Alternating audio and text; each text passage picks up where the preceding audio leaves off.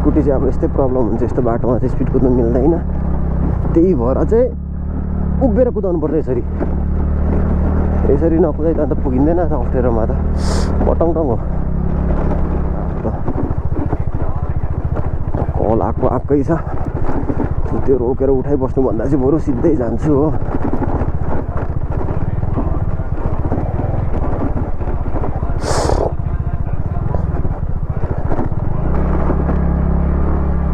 हरेस भइदियो, हरेस बाटो फेरि त्यस्तै छ। आम्मा चलो रे चलो चलो चलो। स्कुटी चाहिँ अब यस्तै प्रब्लम हुन्छ, यस्तो बाटोमा चाहिँ स्पिड कुद्नु मिल्दैन। त्यही भएर चाहिँ उभिएर कुदाउनु पर्छ। यसरी नकुदाइ त अन्त पुगिँदैन त अप्ठ्यारोमा त बटङटङ हो।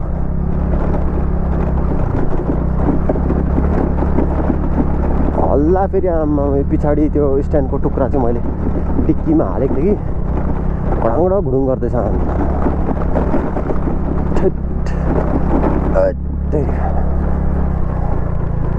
रिक्स रिक्स रिक्स यस्तोमा यसरी कुदाउँछ। तपाईँहरू चाहिँ ट्राई नगर्नु होला है। फेरि हतार भयो नि त पुरै।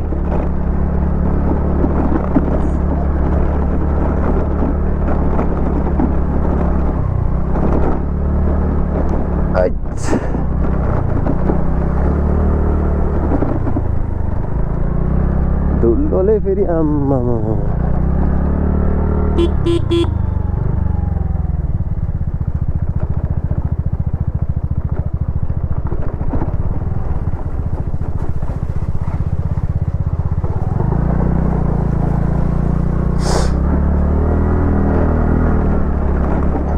चलो रे चलो चलो चलो चलो चलो।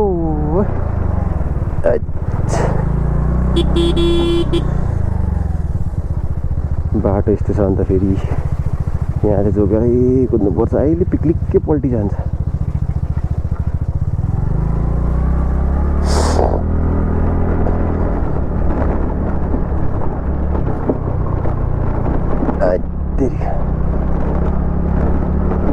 ढिलो भयो ढिलो ढिलो। फेरि ढिलो भयो भन्दैमा ज्यादा स्पिड चाहिँ कुद्नु हुँदैन है। आफ्नै लिमिटमा कुद्नु पऱ्यो जति सक्दो। म चाहिँ यही भन्छु, आफ्नो लिमिट चाहिँ क्रस नगरौँ।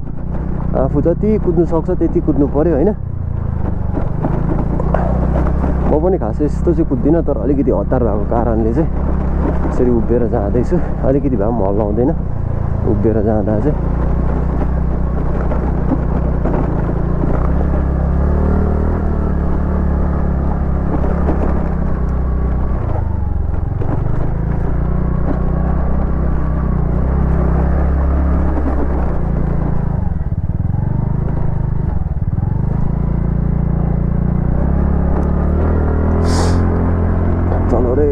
चलो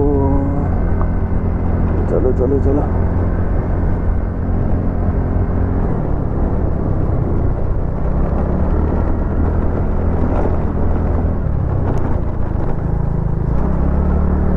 हिलोमा चाहिँ फेरि रोकेन भने चाहिँ त्यस्तै हो नि।